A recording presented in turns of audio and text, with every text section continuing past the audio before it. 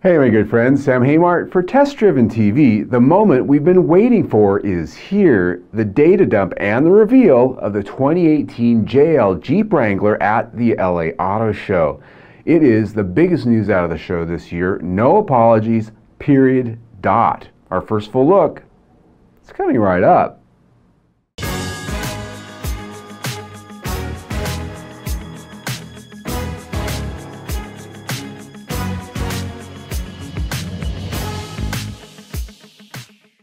From a distance, only a Jeep owner or enthusiast might notice the differences, but make no mistake, the 2018 JL Jeep Wrangler is all new from the ground up.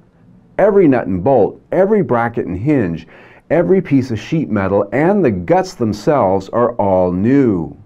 At launch, the JL will be offered in the short wheelbase 2-door and the longer 4-door in familiar trims, Sport, Sport S, Rubicon, and Sahara for the 4-door. While styling is evolutionary in every little detail, the overall design remains true to what we've come to know. Design detail changes most notable are the curved grille that improves aerodynamics by some 9%, we're told by Jeep, a grille with headlamps that are set into the vertical bars a bit, and available LED headlights. Rounder surface corners are pretty much everywhere, so I'll save us time and not point out every single one. The pictures say it all. At the rear, a new take on the tail lamp design is there, now available in LED. Side window openings are lower for better visibility, and contrary to rumors, the fold-down windshield was saved, now easier than ever to use. This was made possible by a fixed windshield header that remains in place and attached to a standard body color sport bar on all models. This retains body rigidity and helps to meet safety considerations. It does grow slightly in size. The wheelbase plus 1 inch on the 2-door and 2 inches on the 4-door. The length, 2 inches and 4 inches respectively. Overall width remains the same though, while the wheel track is 1 inch wider than before. Ground clearance gets a major bump, especially on the Sport, with 1.5 inches of additional, now at 10 inches. And the Rubicon sees nearly an extra inch, now at 10.9 inches total. Though slightly larger, the JL has lost up to 200 pounds depending on the model with the use of aluminum in its removable doors, the hood, the hinges, and a magnesium rear gate. To open it up, there are dozens of door, top, and windshield combinations that allow for endless configuration possibilities. There's even a new half-door design coming for 2019. New is a power-operated canvas roll-top option with the hardtop that just rocks. That is cool.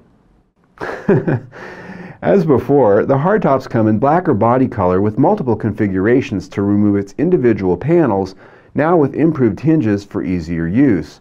There's also an improved Sunrider soft top with additional bows for better control of wind noise and easier operation.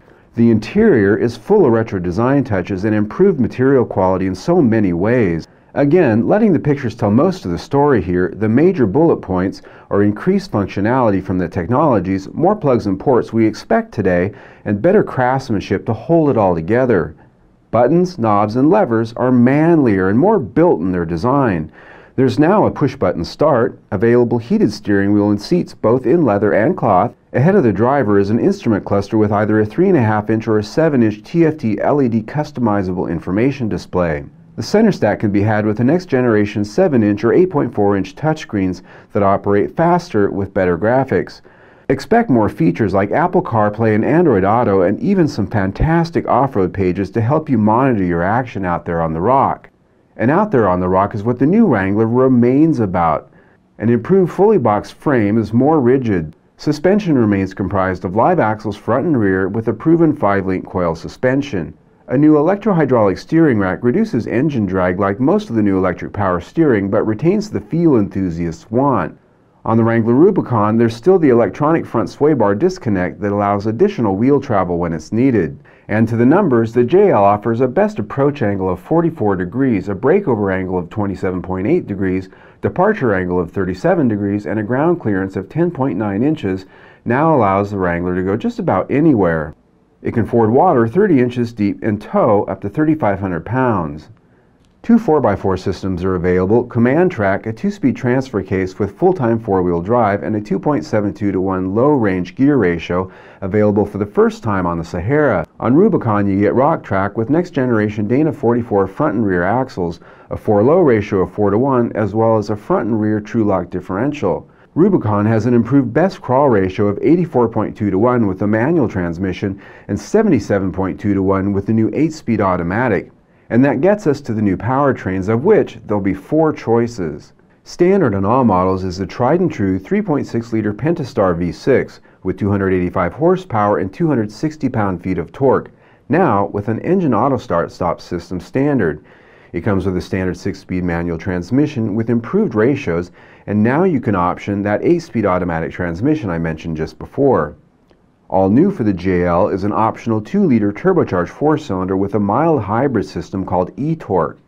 While that sounds completely lame, it offers up an impressive 270 horsepower and 295 pound-feet of torque, quite a bit more than the 3.6-liter V6. Mated only to an 8-speed automatic transmission, the e-torque hybrid system helps power takeoff, coasting, and smooths the transition for the engine auto start system operations. It also, by the way, improves fuel economy, and it'll be available on all models, including and up to the 4-door Rubicon. The top engine will be the long-awaited and my personal favorite, the EcoDiesel V6, with 260 horsepower and 442 pound-feet of torque. Woof!